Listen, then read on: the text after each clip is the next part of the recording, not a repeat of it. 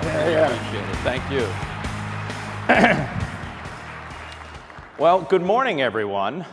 It is great to be here at FIA, the leading association for the futures industry, not only in the United States, but around the world.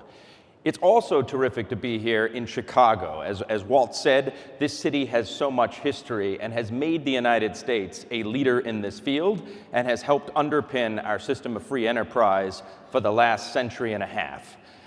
So it's wonderful to be here because I think one of the key messages I want to convey is that I care as much about these markets as all of you do. And so it's a great honor to stand here before you as the 14th chairman of the CFTC with that charge to keep. I thought what I would do this morning is basically just give you, I finished my first 100 days a few days ago, just kind of give you an overview of what I've done and ultimately what I hope to do, not only in the near term, but also in the farther term as well. So I'm going to cover today what we've done. That includes picking the right team of executive leadership that I want to introduce to all of you, and some of them are here today.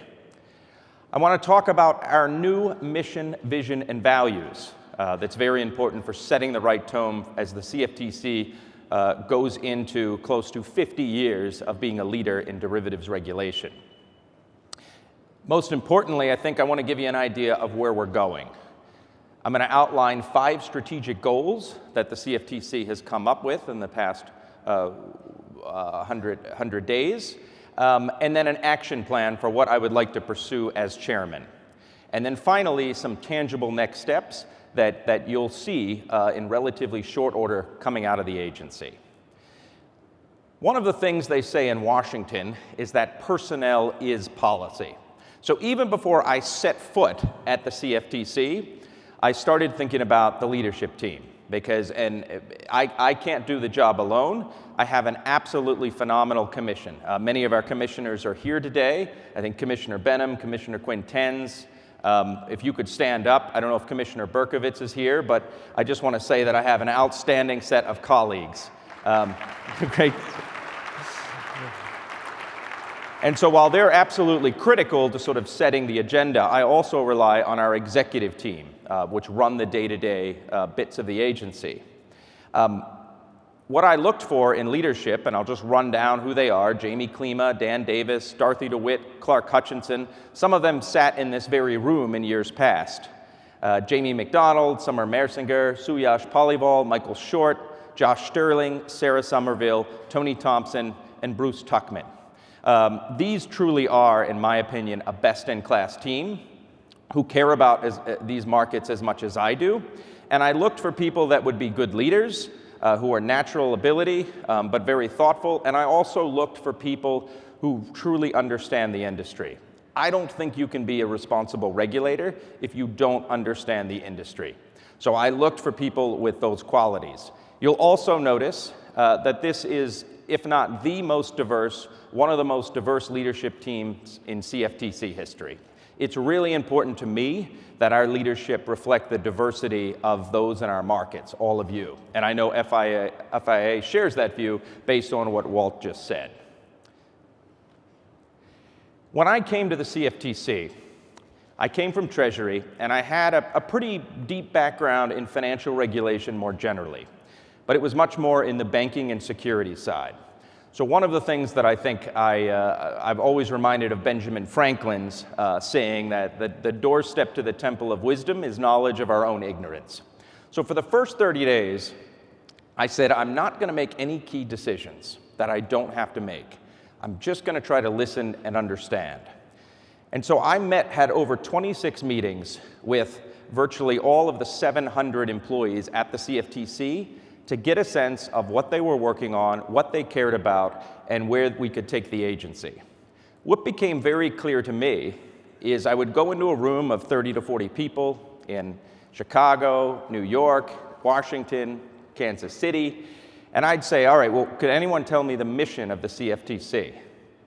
Not a single hand would go up. And that wasn't really talking about them as much as talking about our mission. It was very clear. It was sort of copied out of some statutory language. It wasn't inspirational. And so one of the things that we did early on was to asked the entire agency to propose mission, vision, and set of core values.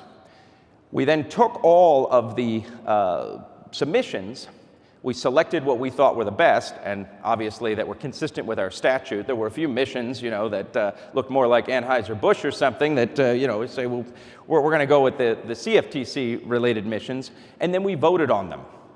So I'm pleased to announce that the CFTC, a few hundred of our employees, as well as those in the leadership, voted on the following mission statement, which is the next mission of the CFTC. It's to promote the integrity, resilience, and vibrancy of the U.S. derivatives markets through sound regulation. And you'll hear me talk about integrity, resilience, and vibrancy, very important traits. And so this is the new mission statement of the CFTC. The other thing the CFTC did not have in our 45-year history was a vision statement. And so we also created a new vision statement, or a vision statement period, which is to be the global standard for sound derivatives regulation. And again, you see sound regulation in both of those statements, and it's really key to us in getting it right. And sound regulation is doing the right things, using the right tools, at the right time, for the right reasons. And it's really important that we consider that. We also chose 4 key values, and I think all of you will like these values. And keep in mind, these were chosen by people at the CFTC, your day-to-day regulators in many cases. First core value was commitment, bringing our best to work every day and holding ourselves to the highest professional standards, just as many of you do. Second was forward thinking, really important for this industry in particular. It's constantly changing. And so we need to challenge ourselves to stay ahead of the curve.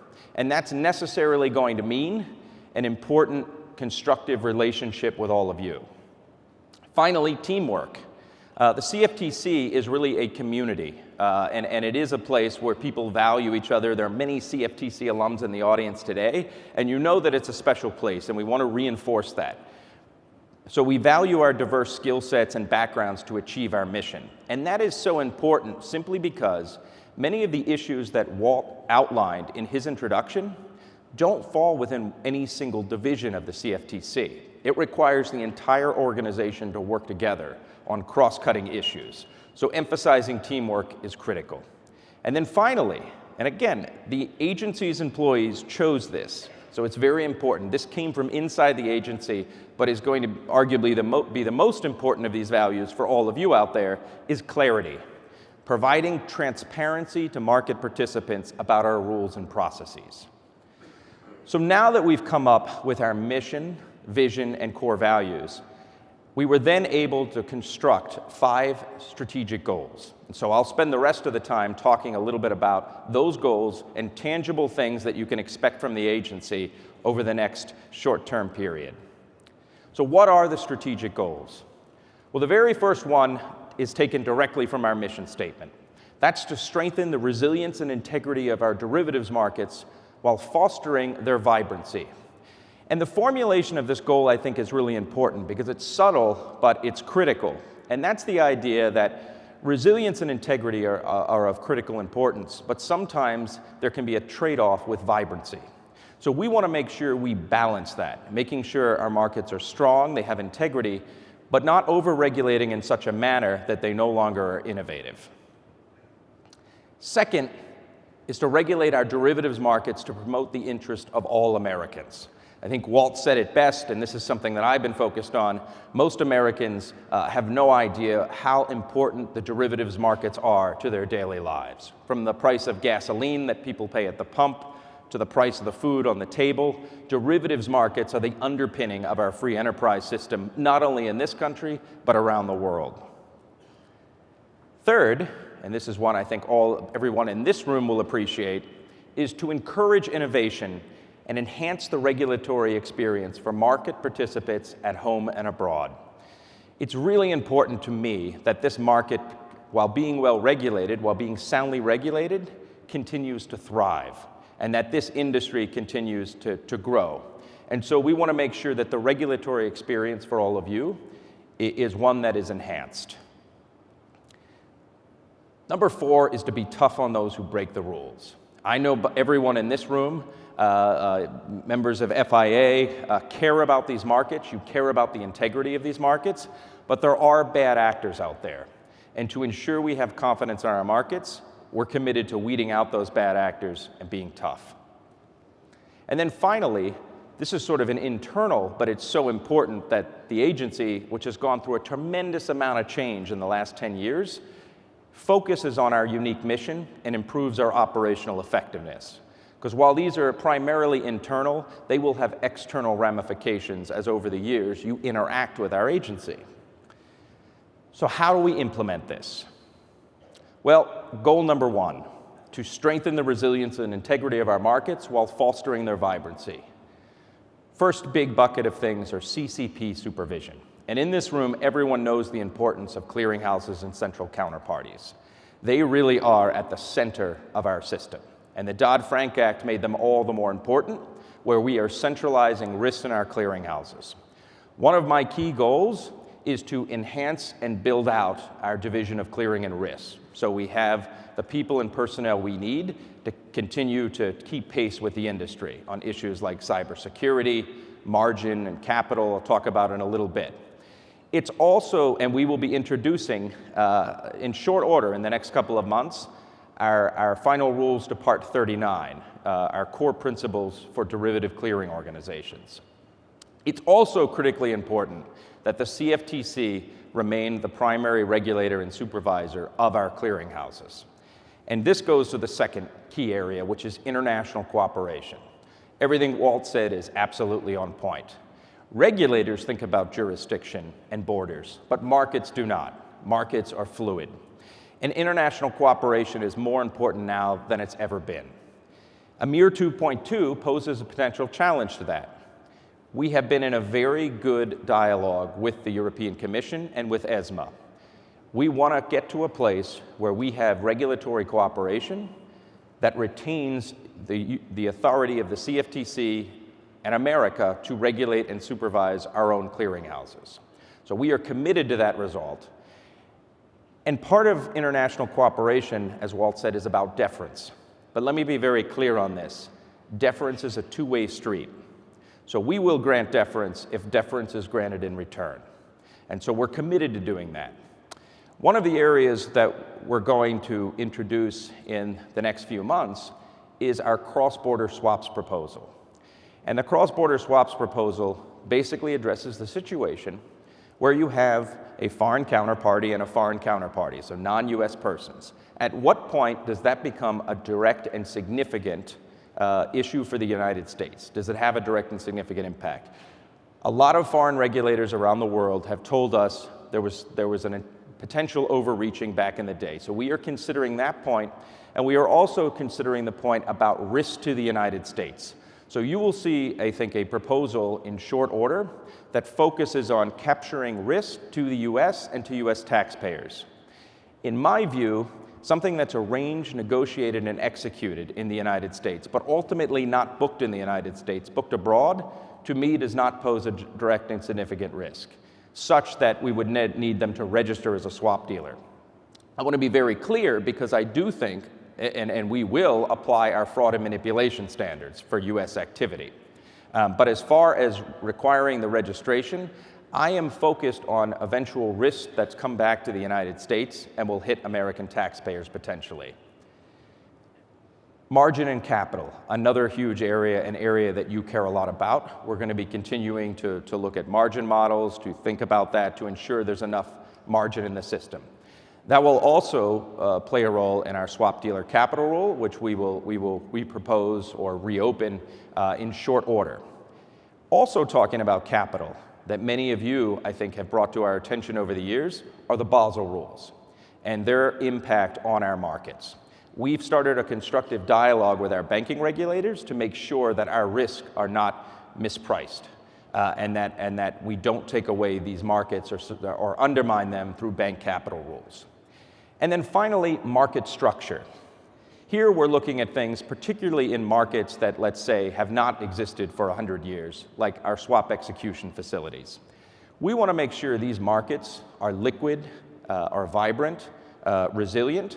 And so, for example, we will be putting out for proposal to restrict or eliminate the name give-up practice, to ensure that everyone has a fair shot, and that now that we no longer have centralized clearing, we don't necessarily need to share this kind of critical information, which some people argue will reduce liquidity in the markets. And so everyone will have a chance to comment on that proposal in short order.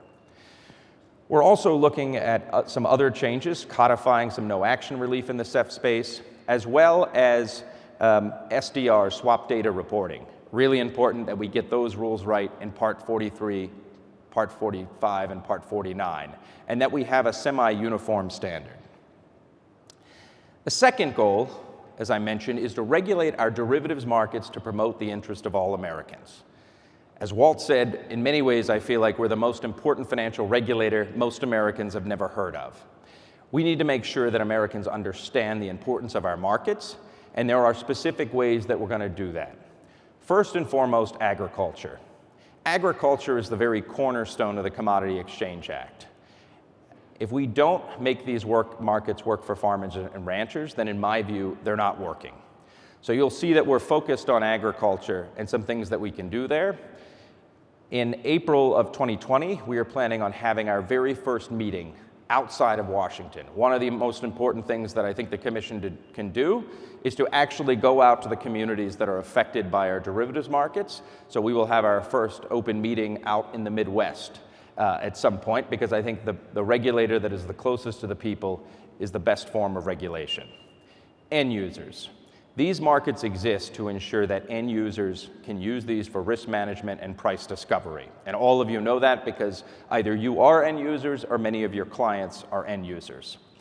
We will propose a position limits rule in the next few months that addresses the concerns of end users, that ensures that bona fide hedging is not restricted and that risk management is there. But we will provide some prophylactic, clear, and usable rules so market participants such as yourself will know what the limits are. Smaller financial institutions.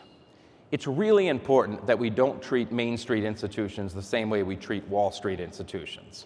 And by Main Street institutions, I'm also talking about smaller FCMs. So there's some things that we're thinking about doing in that space and would like an ongoing dialogue with FIA and others about that. Customer protection. I know everyone in this room cares a great deal about customer protection. It's one of the reasons why my agency exists. Next week, we're going to be proposing some changes to our Part 160 rules on protecting customer information that will enhance that. And early next year, I expect we will release a proposal that codifies 30 years of important bankruptcy standards in our Part 190 rules to ensure that customers are protected and we don't have another MF Global. And then finally, education. Again, making sure that all Americans understand the derivatives markets and the critical role that they play. And we would hope to partner with FIA, with NFA, and some of the other institutions on your great classes in that regard. Goal 3. Encourage innovation and enhance the regulatory experience for market participants at home and abroad. Well, first and foremost, the CFTC has a long history of principles-based regulation.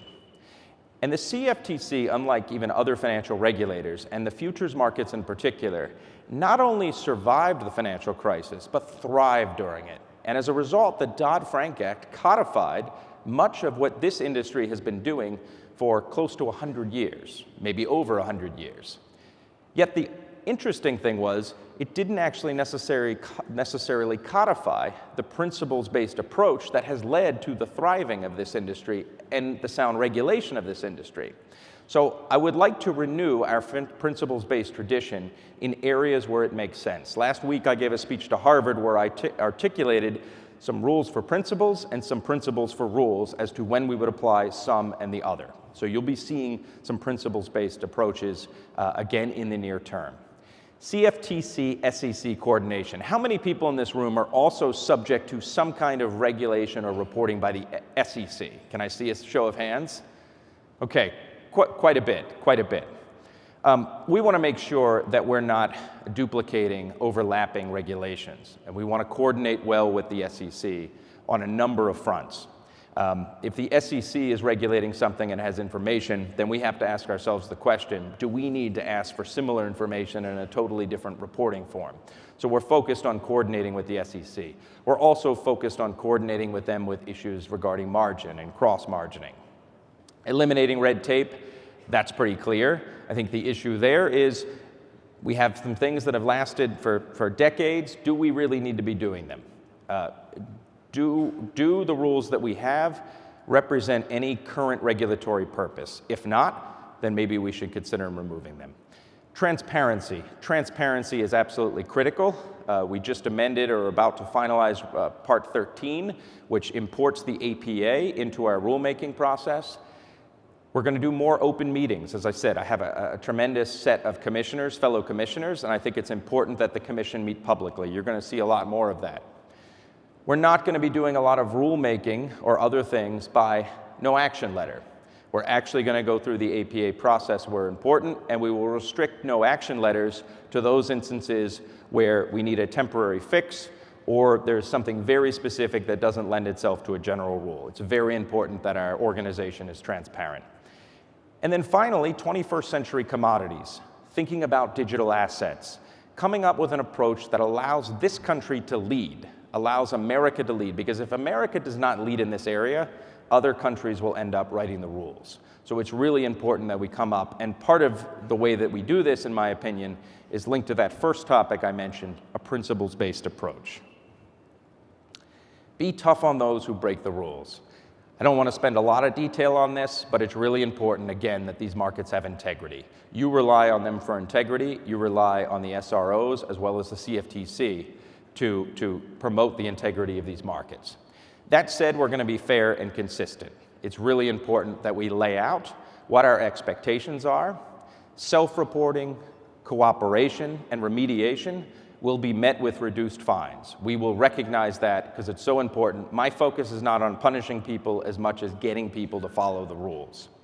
We will also increase our coordination with other regulatory authorities, the DOJ, the FBI, the SEC, as well as with the exchanges and NFA. And then finally, we'll focus our surveillance efforts on those areas where we really do think there is a potential risk to market integrity. We will use quantitative methods, and we'll also target certain areas that I think are particularly important, like agriculture. Finally, focusing on our unique mission and improving our operational effectiveness. I spoke earlier about mission, vision, and values. This is an organization that has gone through a lot of change, and I think you guys have experienced that in dealing with this agency. Just to give you an objective number here, in 2007, the CFTC was rated by the Partnership for Public Service as one of the best places in government to work. By 2016, the CFTC was in the worst bottom 3 of places to work in government of agencies in our size. And we have a tremendous workforce, and part of that is ensuring that this agency, if regulators feel good about what they do, they're committed, they feel like they've got the resources they need, they will be better regulators for all of you. I care about the people in the agency, and I'm focused on making it a better place. Efficiency and cost effectiveness. Every private sector firm in here has to make tough decisions when it comes to money, budgets, allocation. We should be doing the same in the government. In fact, I would argue it's even more important that the government have the discipline because ultimately we are custodians of taxpayer dollars. So you're going to see there. Attracting and retaining diverse talent, I've already spoken about that. It's not only for the executive team, it's throughout the entire organization. And then finally, data analysis and protection. We need to think about as an agency how we get, how we use, and how we protect data. Under my watch, we're not going to be taking any source code unless there's a very specific reason for it and it's subject to a subpoena. I can assure you of that. I've spent the last couple of years at Treasury trying to do what I could on the trade front and on the CFIUS front to protect American intellectual property, and that's something I will bring to this job. So where do we go from here? Well, this is a quote I like by Thomas Edison. Vision without execution is hallucination. In fact, I had this plaque made, I ordered it, and I showed it to the entire agency. And now it hangs on my wall in my conference room. We're going to be focused now on getting things done. We have a vision, we have a mission, we have strategic goals, core values, but nothing's going to get done unless we actually focus on results. Never mistake activity for achievement, said John Wooden of UCLA, and that's something that is really important to us. So what you can expect over the next short period, 6 months or so, let's say. All of these things. A framework for principles-based regulation. I already have introduced that last week. CPO/CTA amendments to our Part 4. They'll be coming up pretty shortly. Enforcement penalty guidance, again, to ensure that there's fairness and consistency and market participants know. A swap dealer capital rule. Cross-border rule for swap dealers I mentioned earlier. The position limits rule that all of you I know are eagerly awaiting. Name give up for CEFs. Revisions to our bankruptcy rules.